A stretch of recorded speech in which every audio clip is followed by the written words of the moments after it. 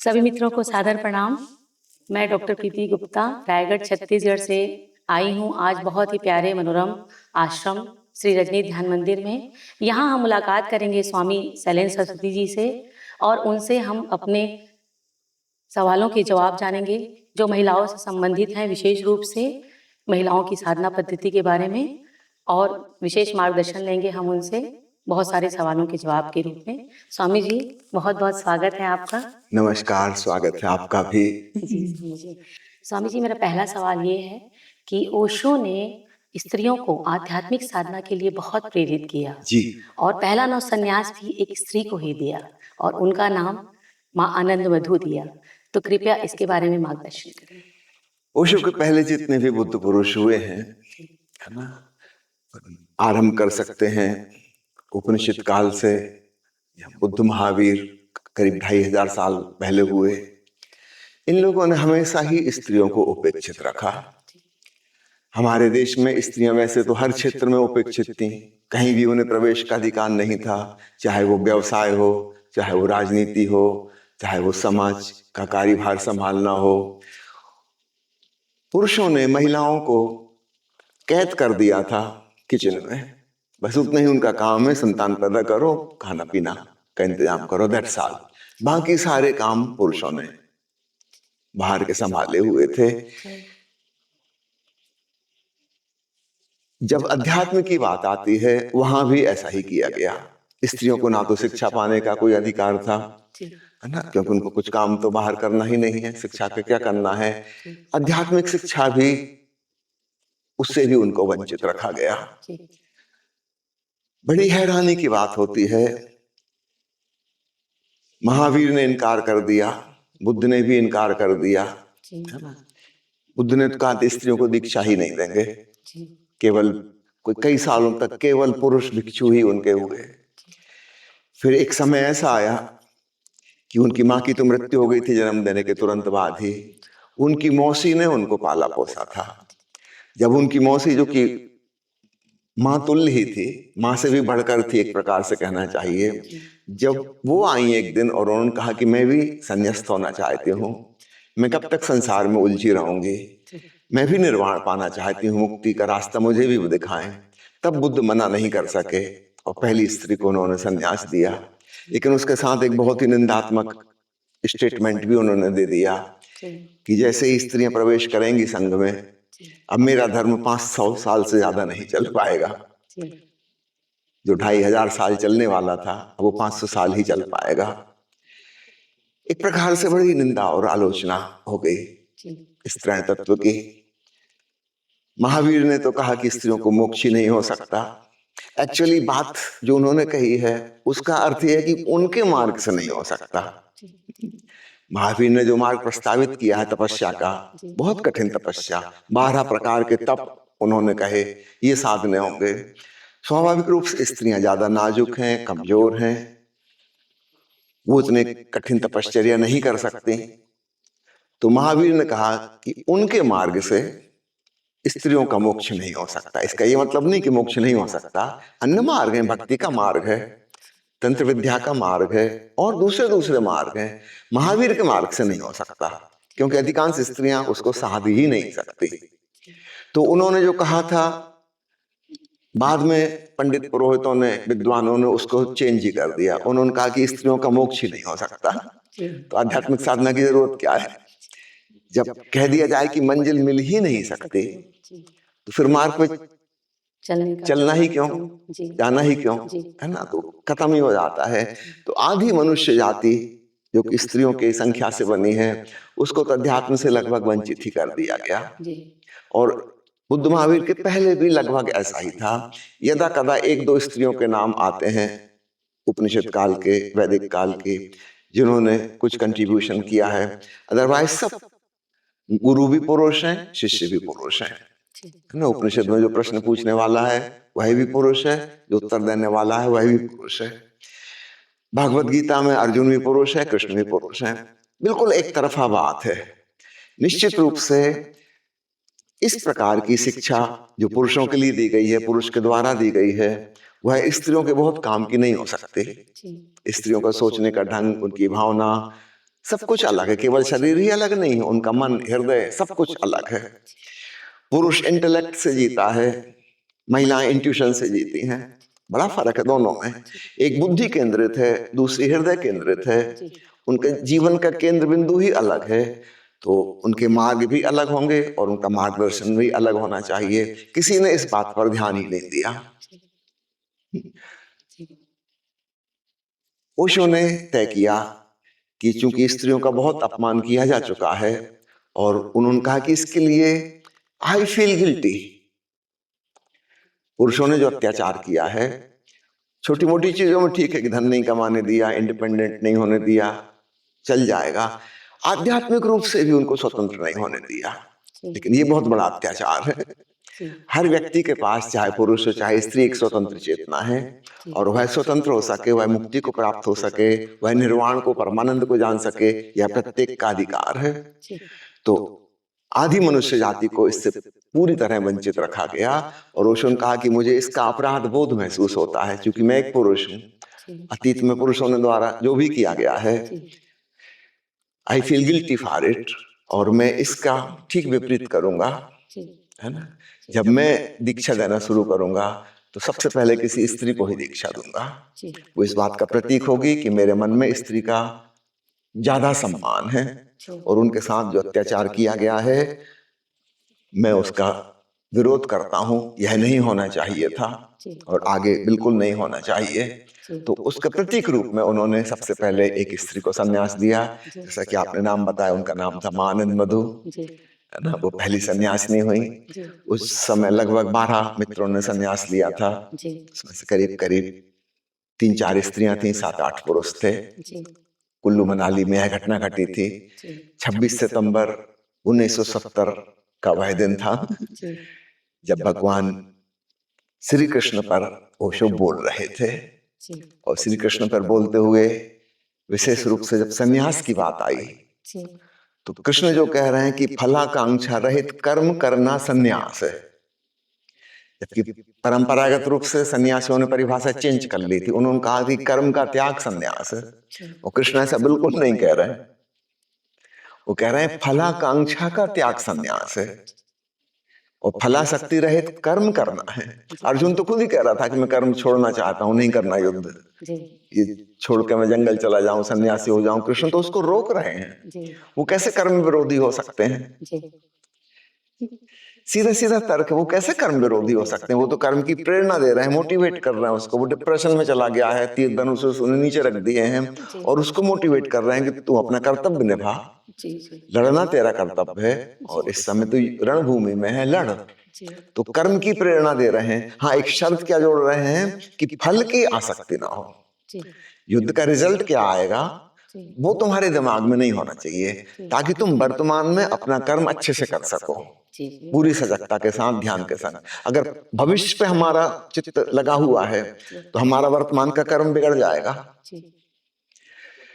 अभी के कर्म का मजा लो, भविष्य की चिंता छोड़ो। फल क्या आएगा, रिजल्ट क्या होगा, वो जो होगा सो होगा। एंजॉय दिस वेरी मोमेंट, है ना। तो फलासक्ति रहित कर्म का ये मतलब है, अनासक्त कर्म का ये मतलब है।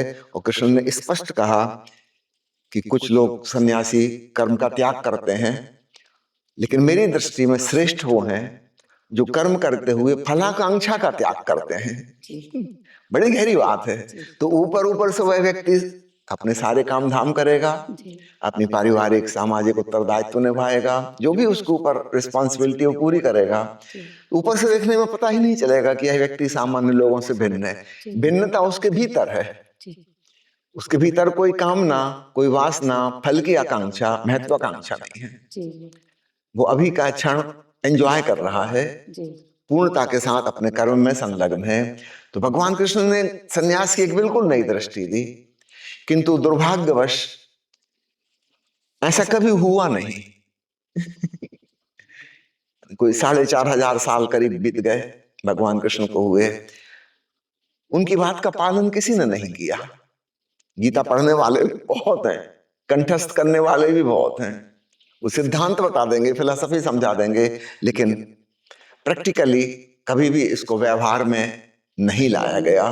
तो ओशो ने कहा कि चूंकि वो कृष्ण मेरी दृष्टि में प्रवचन माला दे रहे थे, बाद में इस किताब का शीर्षक बदल के कृष्ण स्मृति कर दिया गया है। तो सन्यास की व्याख्या करते हुए उन्हें ख्याल आया कि सन्यास वैसा शुरू किया जाए जो भगवान कृष्ण ने चाहा था और कभी हो नहीं सका। तो उन्होंने कहा कि गृहस्थ रहते हुए तुम सन्यास्त हो जाओ। सन्यास का मतलब ये नहीं है कि घर द्वार त्याग दोगे, कि आजीविका उपार्जन बंद कर दोगे, कि नौकरी चाकरी छोड़ दोगे। नहीं, घर में रहो, परिवार की देखभाल करो, जो कर्तव्य तुम्हारे ऊपर है। तुम नौकरी करते हो, दुकान करते हो, खेती बाड़ी करते हो, जो भी करते हो पूरे भाव से करो, आनंद से करो, होश पूर्वक करो, पूजा का कृत्य समझ के करो। अलग से कोई पूजा करने की मैं तुमसे नहीं कहता, अपने कर्म को ही तुम पूजा बना लो। और इस प्रकार एक नव संन्यास आंदोलन की शुरुआत हुई। ये पुराने संन्यास से बिल्कुल भिन्न है। वो कहता है त्याग करो, तपस्या करो, धन छोड़ दो, कमाना छोड़ दो, जंगल चले जाओ, शहर भी छोड़ दो, समाज छोड़ दो, गुफा में जाके रहो, भिक्षाटन करके अपने जीवन गुजारो। ओशो कहते हैं सबका अध्यात्म से कोई लेना देना नहीं, क्योंकि घर में जितनी सुविधा पूर्वक आध्यात्मिक साधना की जा सकती है उतनी जंगल में गुफा में नहीं हो सकती। बड़ी बड़ी बातों को तो छोड़ दो कि शेर चीता दहाड़ रहे, क्या ध्यान लगेगा तुम्हारा। बड़ी बातों को छोड़ दो, छोटा सा मच्छर वो भी अगर तंग कर रहा है वो ध्यान नहीं होने देगा। आप अपने घर में थे, आप मच्छरदानी लगा सकते थे, आप मॉस्किटो रिपेलेंट का इस्तेमाल कर सकते थे, बहुत कुछ उपाय किया जा सकता था जो कि जंगल में संभव नहीं होगा करना। तो मैं कह रहा हूं घर में रह के जितनी अच्छी साधना हो सकती है सरलता से, सुगमता से, उतनी कहीं नहीं हो सकती। तो ओशो ने कहा अपने 24 घंटे में से तुम 23 घंटे संसार के लिए दे दो, कम से कम 1 घंटा अपने लिए निकाल लो। जब तुम कुछ भी नहीं कर रहे हो ध्यान मगन हो जाओ। और ओशो ने फिर विधियां बताई जिन विधियों से तुम आसानी से ध्यान मगन हो सकते हो। निश्चित रूप से विधियां भी पुरानी त्याग तपस्या वाली नहीं है, ये नए प्रकार की हैं, इसको घर गृहस्थी में रहकर कोई व्यक्ति कर सकता है। तो ओशो ने नव संन्यास का शुभारंभ इस प्रकार से किया और स्त्री को विशेष सम्मान देने के लिए उन्होंने प्रथम संन्यास दीक्षा स्त्री को ही दी। आपको यह भी बता दूं कि ओशो ने जहां भी आश्रम बने, संस्थाएं बनी, उसमें हमेशा उन्होंने महिलाओं को ही उसका प्रमुख बनाया। सबसे पहला आश्रम गुजरात के आजोल नामक गांव में बना था। मां आनंद मधु जिनको प्रथम दीक्षा दी थी, यही उसकी इंचार्ज थी, यही उसकी संचालिका थी। कई सालों तक वह आश्रम चला। जब पूना में श्री रजनीश आश्रम 1974 में स्थापित हुआ, तब मां योग लक्ष्मी ने सारा कार्यभार संभाला। लगभग 7 सालों तक वही संस्था की हेड रही। उसके बाद अमेरिका में मां आनंदशीला ने रजनीशपुरम का कार्यभार संभाला, वो उसकी हेड रही। इसके पश्चात मां प्रेम हास्या, उन्होंने ओशो का कार्यभार संभाला वर्ल्ड टूर के दौरान और वहां से लौटने के पश्चात भी। तो ओशो ने हमेशा प्रमुखता दी इस त्रैण तत्व को, और विशेष रूप से ताओ उपनिषद पर, जो कि संत लाओ त्सु की किताब है, उस पर प्रवचन माला देते हुए ओशो ने लाओ त्सु की बात को समझाया है कि इस त्रैण गुण जो हैं वो महान गुण हैं। ये वाली बात 2500 साल पहले लाओ त्सु ने कही थी, लेकिन ये भी शायद किसी ने नहीं सुनी। लाओ त्सु फेमिनिन क्वालिटीज के फेवर में है, मेल क्वालिटीज के फेवर में नहीं है। और भारत का जो अध्यात्म है, जो साधना पद्धति है, वो हमेशा मेल क्वालिटीज के फेवर में है, क्योंकि वो मेल्स को दिए गए उपदेश हैं। स्त्रियों को तो पूछने का सवाल ही नहीं था कि कोई सवाल पूछ सके, उत्तर देने की तो बात ही खत्म। अब मैं कुछ छुटपुट भेद बताना चाहूंगा। उदाहरण के लिए अर्जुन एक क्षत्रिय है, लड़ाकू है, जिंदगी भर एक ही काम, एक ही चीज उसने सीखी है, वो तीर धनुष चलाना, तलवारें चलाना, अस्त्र शस्त्रों का उपयोग करना, ये उसकी सारी शिक्षा है। कृष्ण उसको जो उपदेश देंगे, उसको डिप्रेशन से बाहर लाने के लिए, पहला अध्याय गीता का है विषाद योग। विषाद मतलब डिप्रेशन, निराशा में चला गया, आशा टूट गई उसकी, उसको पुनः पुनरुज्जीवित करना है, डिप्रेशन से निकालना है। तो उसके लिए जो टेक्निक काम आएगी वो अन्य लोगों के काम नहीं आएगी, जी। है ना। उसको कृष्ण बारंबार प्रेरित कर रहे हैं कि युद्ध कर। हर अध्याय में अलग अलग फिलॉसफी, अलग अलग सिद्धांत, लेकिन फाइनल कंक्लूजन एक ही निकलता है उससे कि तू उठ और लड़ाई के लिए तत्पर हो जा, लड़ाई कर, है ना। अगर महिलाओं को शिक्षा देनी है तो तलवार चलाने की, बंदूक चलाने की नहीं दी जाएगी। उनको घर गृहस्थी संभालनी है। प्रेम उनके जीवन का केंद्रीय तत्व है। उनको अपने परिवार को जोड़ के रखना है। यहाँ तीर धनुष नहीं चलाने हैं, यहाँ बमबारी नहीं करनी है। तो पुरुषों की जो ट्रेनिंग थी मुख्य रूप से वो आदिवासी युग में शिकारी की उनकी प्रवृत्ति थी। हिंसा करना, जानवरों को मारना, भोजन के लिए लाना। लकड़हारे थे वो, कुल्हाड़ी चलाना, दिन भर लकड़ियां बटोरना, ईंधन के रूप में लकड़ियां इकट्ठी करना। उनका सारा काम हिंसात्मक था। महिलाओं का काम बिल्कुल दूसरा था। उनको घर गृहस्थी संभालनी, बच्चों का पालन पोषण करना, भोजन पकाना है, घर को सुंदर बनाना है। ज्यादा क्रिएटिव और सृजनात्मक था। पुरुषों का रोल बहुत डिस्ट्रक्टिव था। और वो आदिवासी युग समाप्त भी हो गया, कहने को हम सभ्य भी हो गए, फिर भी पुरुषों का रोल वही रहा, हिंसात्मक, डिस्ट्रक्टिव। पुराने जमाने में हमारे देश में कम से कम 2000 देश थे, इतने सारे राजा महाराजा। उनका काम क्या था? युद्ध करना। एक ही काम था बस, युद्ध युद्ध युद्ध। और अधिकांश पुरुषों को सेना में भर्ती करना, नहीं भी होना चाह रहा तो जबरदस्ती, फोर्सिबली सैनिक चाहिए।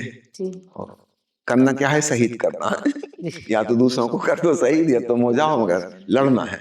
बस लड़ाई ही एकमात्र गोरख धंधा था। तो पुरुषों ने वह क्षेत्र संभाला था, लड़ाई वाला। और वो आज तक भी वैसे ही चला आ रहा है। प्रथम विश्व युद्ध हुआ, सेकंड वर्ल्ड वॉर हुआ, किन्होंने किया? पुरुषों ने किया। स्त्रियों का इसमें कोई हाथ नहीं है, है ना। स्त्रियां ज्यादा प्रेमपूर्ण हैं। उनके हृदय में स्नेह की, ममता की, वात्सल्य की भावना है।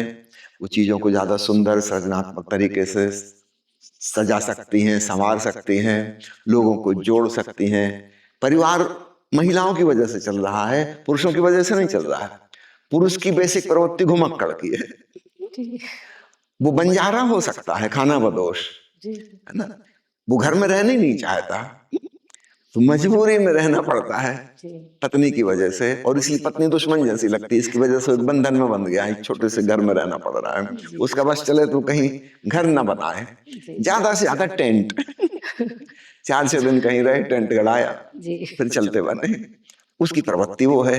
महिलाएं एक जगह रुकना चाहती हैं, स्थिर होना चाहती हैं। उनकी प्रवृत्ति बिल्कुल अलग है। तो इस बेसिक प्रवृत्ति को समझना। पुरुष बेसिकली शिकारी है, सैनिक है, लड़ाकू है, योद्धा है। और विज्ञान की खोजें जिनके द्वारा खतरनाक अस्त्र शस्त्र बने, अणुबम, परमाणु बम, हाइड्रोजन बम, फिर न्यूक्लियर वेपन्स में और आगे निकलते चले गए। अब स्टार वार की तैयारी चल रही है। और बायोलॉजिकल वेपन्स, वो शायद परमाणु बम से भी ज्यादा खतरनाक बायोलॉजिकल वेपन्स बन गए हैं। ऐसे ऐसे कीटाणु बना लिए हैं कि पता ही नहीं चलेगा किसने आक्रमण किया, क्या हुआ। अचानक महामारी फैलेगी और करोड़ों लोग मर जाएंगे चंद दिन के भीतर, और कुछ सोर्स भी पता नहीं चलेगा कि हुआ क्या। बचने का कोई उपाय नहीं, सांस तो लेगा आदमी, बस उतने पर्याप्त है। पानी तो पियोगे, हवा में, पानी में, सब जगह कीटाणु छोड़े जा सकते हैं। तो पुरुषों ने आज तक क्या किया है, शार्ट में अगर देखो, वो है एक शब्द में हिंसा, विध्वंस, है ना। महिलाओं का जीवन ज्यादा अफर्मेटिव, ज्यादा क्रिएटिव, ज्यादा सृजनात्मक है। ओशो चाहते हैं कि महिलाएं आगे आएं। तो सिर्फ एक महिला को संन्यास देने का सवाल नहीं है, उन्होंने हमेशा ही महिलाओं को आगे रखा, चाहे इसके नुकसान भोगने पड़े। स्वाभाविक रूप से एक साधारण घर गृहस्थी चलाने वाली महिला को अचानक एक बहुत बड़ी संस्था का हेड बना दिया जाए तो उसको अनुभव तो नहीं है। पुरुष इन अनुभवों से गुजर चुका है ना, उसका एक्सपीरियंस है, वो संस्था को बेहतर ढंग से चला सकता है। लेकिन उनका कोई बात नहीं, नुकसान हो, कोई हानि हो, लेकिन इस तरह तत्व को महत्व देना है और उन्होंने दिया। स्वाभाविक रूप से उन्होंने जिसको हेड बना दिया है वो कोई मैनेजमेंट एक्सपर्ट नहीं है ना। उसने कभी सोचा ही नहीं था कि वो किसी संस्था की बड़ी अधिकारी बनेगी, कि उसको डिसीजन मेकिंग पावर उसको मिलेंगे। कभी सोच ही नहीं था। एक साधारण गृहिणी, ज्यादा पढ़ी लिखी भी नहीं है, लेकिन ओशो ने उनको पूरा पावर दिया। तो ओशो ने एक प्रकार से अतीत में जो गलती हुई थी उसकी भरपाई उन्होंने की। महिलाओं को वह रिस्पेक्ट उन्होंने दिया जो कि दिया जाना चाहिए, भविष्य में और भी अधिक दिया जाना चाहिए। तो यह कारण है ओशो ने महिला को संन्यास क्यों दिया। जी स्वामी जी, ओशो ने बहुत सारी साधना पद्धतियां दी, तो क्या स्त्रियों के लिए अलग साधना पद्धति है? जी हाँ, स्त्रियों के लिए साधना पद्धति बिल्कुल अलग किस्म की होगी। ओशो तो कहते हैं कि लड़कियों की शिक्षा लड़कों से भिन्न होनी चाहिए। अध्यात्म तो बाद में हम बात पे आएंगे। साधारण शिक्षा भी अलग अलग होनी चाहिए। लड़का अगर फुटबॉल और वॉलीबॉल सीख रहा है तो लड़की को इस खेल में भी नहीं आना चाहिए। लड़की नृत्य सीखे, गायन सीखे, वादन सीखे, चित्रकला सीखे, पाक कला सीखे, उसका जीवन का क्षेत्र लगे। उसको फुटबॉल में लाते मारने से कोई फायदा नहीं है, इसका कोई मतलब नहीं निकलता। ये उसके व्यक्तित्व के अनुकूल नहीं है। पुरुषों के लिए ठीक है, वो कुश्ती लड़े, क्रिकेट खेलें, ओलंपिक में जाएं, लंबी छलांग मारें और जो जो नालायकियां करना हो करें। वो सब हिंसा के ही छोटे रूप हैं, है ना। लड़कियों को उस क्षेत्र में नहीं जाना चाहिए। लड़कियों के खेल अपने ढंग के होंगे, वो उन्हीं से पूछे जाएं उनको किस चीज में रस आता है। उनके खेल दूसरे ढंग के होंगे, नॉन कॉम्पिटिटिव खेल होंगे, बहुत प्रेमपूर्ण होंगे, मैत्रीपूर्ण होंगे, एक दूसरे के लिए सपोर्टिव होंगे, है ना। उसमें बहुत कलाएं विकसित हो सकती हैं। अभी तक जो हो चुकी इसके अलावा और भी बहुत कुछ विकसित हो सकता है, उनको मौका मिले तो। लेकिन अभी क्या है कि लड़के लड़कियों को एक से शिक्षा दी जा रही है। उसको भी गणित, इसको भी गणित सीखना है, उसको भी फिजिक्स पढ़नी, इसको भी फिजिक्स पढ़नी। तो लड़कों के तो अनुकूल पढ़ रहा है गणित और फिजिक्स, लड़कियों के वो अनुकूल नहीं पढ़ रहा है। लड़कियों के भीतर एक स्प्लिट पर्सनालिटी हो गई। प्रकृति ने उनको जो गुण दिए थे उनको विकसित करने का अवसर नहीं मिला, और जो गुण नहीं दिए थे उनको फोर्सिबली विकसित किया जा रहा है प्रकृति के खिलाफ। लड़कियों की रुचि गणित में नहीं होती, उनको समझ में नहीं आती मैथमेटिक्स से किस लिए, इसकी जरूरत क्या है। जब कैलकुलेटर है अपने पास तो कैलकुलेटर से कैलकुलेट कर लेंगे, तो हिसाब किताब लगाने की जरूरत क्या है। फिजिक्स और केमिस्ट्री लड़कियों के सिर के ऊपर से निकल जाती है। उनके लिए बहुत बड़ा टॉर्चर है ऐसी चीजें सिखाना जो जिंदगी में कभी काम भी नहीं आएंगे। आपने बीजगणित में पढ़ा होगा, a + b² = a² + b² + 2ab। बताइए आज तक जिंदगी में कभी काम आया है? और इसको रट रट के कितने परेशान हुए, कितना टेंशन और तनाव, परीक्षा देनी है और कुछ भी मतलब नहीं निकलेगा उसमें से। इससे बेहतर होता कुछ नई रेसिपी खाना पकाने की सिखाई गई होती तो घर गृहस्थी को चलाने में काम आती। बच्चों का पालन पोषण कैसे करना है ये बताया गया होता। परिवार में पति पत्नी कैसे खुश रह सकते हैं इस पर शिक्षण होता। किन चीजों से झगड़े होते हैं उसकी समझते, मेल साइकोलॉजी, फीमेल साइकोलॉजी, इनमें क्या डिफरेंस है ये समझाया जाता। ये चीजें काम आती जिंदगी में। वो चीजें पढ़ाई गई जो कोई काम की नहीं है। भूगोल पढ़ाया जा रहा है, अब टिम्बकटू कहाँ है तो अपने को क्या लेना देना, जब जाना होगा तो पता लगा लेंगे, गूगल से पूछ लेंगे कहाँ है। एडवांस में दुनिया भर की नॉलेज काम करेंगे क्या, किस लिए, फॉर व्हाट। हुमायूं के बाप का क्या नाम था, हमको क्या लेना देना जो भी नाम हो। एक्चुअली तो हुमायूं की माँ ही जानती होंगी और कोई नहीं जानता असली नाम क्या था। हमको जान के क्या करना, फलाना सम्राट किस सन में गद्दी पे बैठा, कितने युद्ध उसने लड़े। बच्चों को सिखाने की जरूरत क्या है। फिर भी चलो लड़कों को शौक है उनको करने दो। लड़कियों को इस झंझट से बाहर निकालो, उनको जीवन के सकारात्मक चीजें सीखने का, उनको विकसित करने का अवसर दिया जाना चाहिए। तो साधारण शिक्षा भी, खेलकूद भी लड़कियों के लिए अलग होना चाहिए और ये डिसाइड महिलाएं ही करें। अगर शिक्षा मंत्री के पद पे बिठाना है तो 2 लोगों को उठा लो, एक मेल एक फीमेल। और ठीक वैसे ही नीचे होनी चाहिए पूरी ब्यूरोक्रेसी सिस्टम में। महिलाएं ही बेहतर जानती हैं कि महिलाओं के लिए क्या उपयोगी है।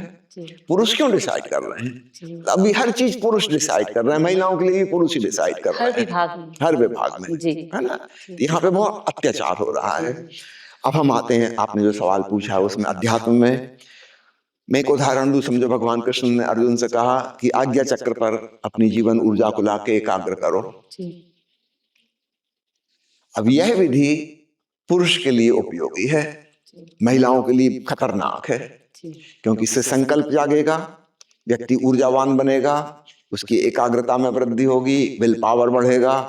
तो एक सैनिक के लिए तो बिल्कुल ठीक, तो अपना विल पावर बढ़ाए, उसको लड़ना मरना है, दूसरों को मारना है ना।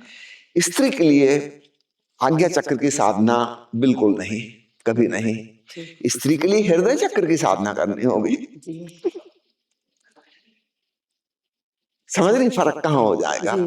स्त्री के भीतर सद्भावनाओं का विकास कैसे हो, उसके भीतर ममता है, वात्सल्य है, प्रेम है, स्नेह है, मैत्री है, दया है, करुणा है, जितने भी अच्छे अच्छे सद्गुण है, याद रखिए उनके नाम ही फेमिनाइन है। दया, करुणा, ममता, सब फेमिनाइन नाम है। स्त्रियों के गुण है, पुरुषों के पास ये चीजें नहीं है, या हैं तो बहुत कम मात्रा में। स्त्रियों के पास जो नेगेटिव चीजें आ गई हैं, है ना, उससे कैसे छुटकारा हो ये सिखाया जाए। जैसे वो घर की सफाई करती हैं बड़े लगन से, ऐसे ही अपने भीतर हृदय की सफाई करना सीखें। वहां जो क्रोध है, लोभ है, मोह है, मालकियत की भावना है, ईर्ष्या है, द्वेष है, जलन है, अहंकार है, ये जो कूड़ा कचरा है, इसकी भी सफाई करनी होगी। महिलाएं घर की खूब अच्छी सफाई करती, कपड़ों की खूब अच्छी सफाई करती, बर्तन में बिल्कुल देखती एक कण धूल का न जमा हो, और अपने भीतर हृदय में क्या क्या कूड़ा कचरा जमा है उस तरफ नजर ही उनकी नहीं पड़ती। ये सिखाना होगा, कौन बताएगा? ये किसी ने बताया ही नहीं आज तक।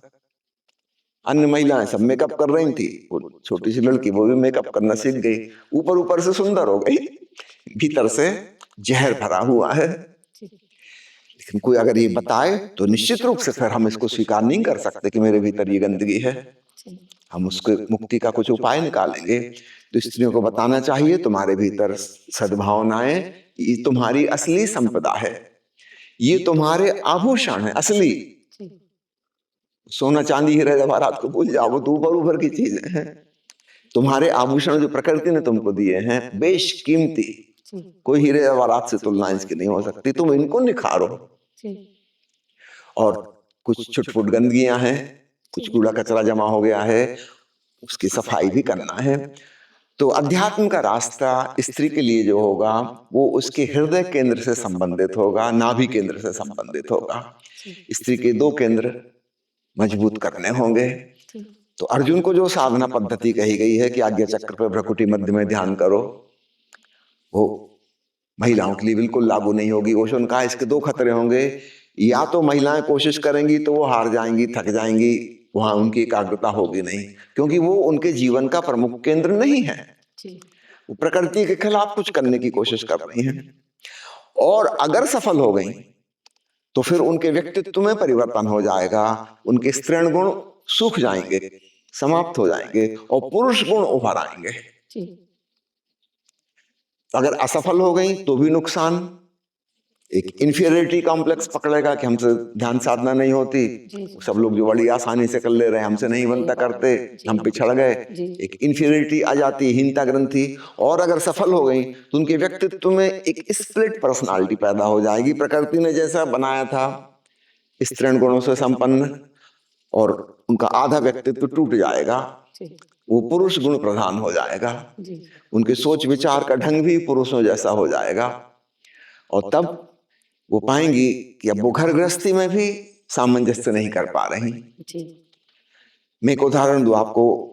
आइंस्टीन जब स्टूडेंट था, पोस्ट ग्रेजुएशन कर रहा था, उस समय एक लड़की से उसकी दोस्ती हुई।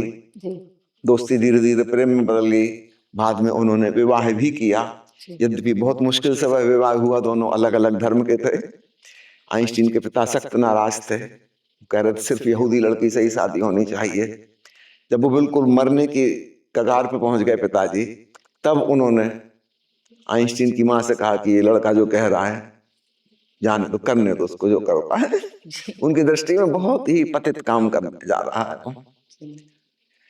आइंस्टीन ने शादी की, कुछ ही सालों में इतने द्वंद्व, लड़ाई झगड़े हो गए कि फिर तलाक हो गया। ज्यादा साल भाई शादी नहीं चल रही। क्यों? क्योंकि उनके साथ पढ़ने वाली सहपाठनी थी वह फिजिक्स और मैथमेटिक्स की स्टूडेंट। वो स्त्री स्त्री नहीं हो सकते। अब ये ऐसे समझो कि होमोसेक्सुअल शादी हो गई। उसके सारे मेल कैरेक्टर्स, मेल क्वालिटीज वो डेवलप हो चुकी हैं। तो जो विपरीत का आकर्षण है वो आकर्षण नहीं बचेगा। एक युवक युवती एक ही सब्जेक्ट पढ़ रहे हैं, दोनों ने एक सा अपने माइंड डेवलप किया है, दोनों का माइंडसेट एक सा हो गया है। अब बड़ी मुश्किल इनका एक साथ रहना, क्योंकि आकर्षण था विपरीत का। जैसे चुंबक का उत्तर ध्रुव दक्षिण ध्रुव को खींचता है, ठीक ऐसे ही स्त्री पुरुष का आकर्षण है। उनकी विपरीत क्वालिटीज उनको पास लाती हैं, और दोनों अगर समान क्वालिटी के हो गए तब तो विकर्षण हो जाएगा। चुंबक का उत्तरी ध्रुव दूसरे चुंबक के उत्तरी ध्रुव को दूर हटा देगा, इसको पास नहीं फटकने देगा। आइंस्टीन के जीवन में वही दुर्घटना घटी। ओशो कहते हैं कृष्ण ने अर्जुन को जो साधना पद्धति बताई, अथवा महावीर ने अपने शिष्यों को जो बताई गणधरों को, हमको याद रखना होगा महावीर भी पुरुष हैं, उनके सारे गणधर प्रमुख शिष्य सब पुरुष हैं। उनको वो कह रहे हैं कि आती जाती सांस को भाव करो कि तीसरे नेत्र तक जा रही है, आज्ञा चक्र पे ध्यान करो। महावीर भी वही कह रहे हैं, भ्रकुटी मध्य में ध्यान धरते हुए आती जाती सांसों को देखो। अगर जैन महिलाएं इसका पालन करने लगे तो याद रखना फिर वो जैन महिलाएं नहीं बचेंगी, वो नंबर 2 पुरुष बन जाएंगे, और यह अच्छा नहीं होगा। उनके घर परिवार में फूट पड़ जाएगी। जो सारा आकर्षण था, खिंचाव था, लगाव था, वो नष्ट हो जाएगा। तो ओशो ने इस बात को बहुत स्पष्ट किया है कि महिलाओं के लिए आज्ञा चक्र की साधना उपयोगी नहीं है। न केवल उपयोगी नहीं है, हानिकारक भी हो सकती है। इसलिए वो ना ही करें, है ना। उनके लिए दूसरी साधनाएं हैं। सूफियों की साधना है, वो स्त्रीण साधना है, वो हृदय से जीते हैं, परमात्मा के प्रेम में है, तो उस प्रकार की साधना काम आएगी, है ना। सखी संप्रदाय है बंगाल में, वो मानते हैं कि परमात्मा कृष्ण भगवान वो एकमात्र पुरुष हैं और हम सब उनकी गोपी हैं। तो वहां पुरुष भी अपने आप को स्त्रीण मानते हैं कि हम उनकी गोपी हैं, उनकी प्रेमिका हैं। और आप सखी संप्रदाय के लोगों से अगर मिलें तो स्त्रियों के अंदर तो खूब खिलावट आपको दिखाई देगी। उनके लिए बिल्कुल सहज था ये, है ना, कि कृष्ण की मूर्ति को छाती से लगा के रात को वो सो रही हैं, ये उनके लिए बहुत सहज था।